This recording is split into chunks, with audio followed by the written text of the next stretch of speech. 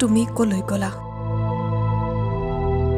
আদ্যশ্ৰাদ্ধৰ দিনাই এনেদৰেই মাতৃৰ ফটোৰ কাষত দেখা গ'ল কণমানি পোহৰক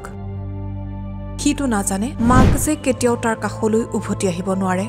কণমানিটিৰ মাক ডাক্তৰ অনিন্দিতা পাটোৱাৰী প্ৰায় 9 মাহ শাৰীৰিক অসুস্থতাৰ সৈতে যুঁজি চিৰদিনৰ বাবে আঁতৰি গৈছিল মৃত্যুৰ দিনা আছিল তেওঁৰ একমাত্ৰ সন্তান পোহৰৰ প্ৰথমটো জন্মদিন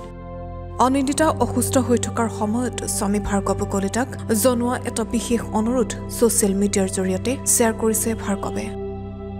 মই ভাৰ্গৱ অনিন্দিতাৰ স্বামী তেওঁ যোৱা 9 মাহ কৰ্কট ৰোগৰ সৈতে যুঁজি 9 নৱেম্বৰ তাৰিখে আমাৰ মাজৰ পৰা আঁতৰি গ'ল তাই মোৰ বাবে কি আছিল মই ভাষাৰে প্ৰকাশ কৰিব নোৱাৰো তাইৰ ব্যক্তিত্ব আৰু সৌহাৰ্দ্যপূৰ্ণ আচৰণ বৰ আকৰ্ষণীয় আছিল অনিন্দিতাই প্ৰতিটো বিশেষ মুহূৰ্তৰ ফটো তাইৰ একাউণ্টতে ৰাখি যাবলৈ মোক কৈছিল বিশেষকৈ পোহৰৰ জন্মদিনৰ যাতে ডাঙৰ হ'লে সি জানিব পাৰে তাৰ মাক কিমান মৰমীয়াল আছিল মই তাইৰ সেই আশা পূৰণ কৰি যাম তেওঁৰ অভাৱ মোৰ জীৱনত কোনেও পূৰণ কৰিব নোৱাৰে তাইলৈ সদায় মনত পৰিব ধন্যবাদেৰে ভাৰ্গৱ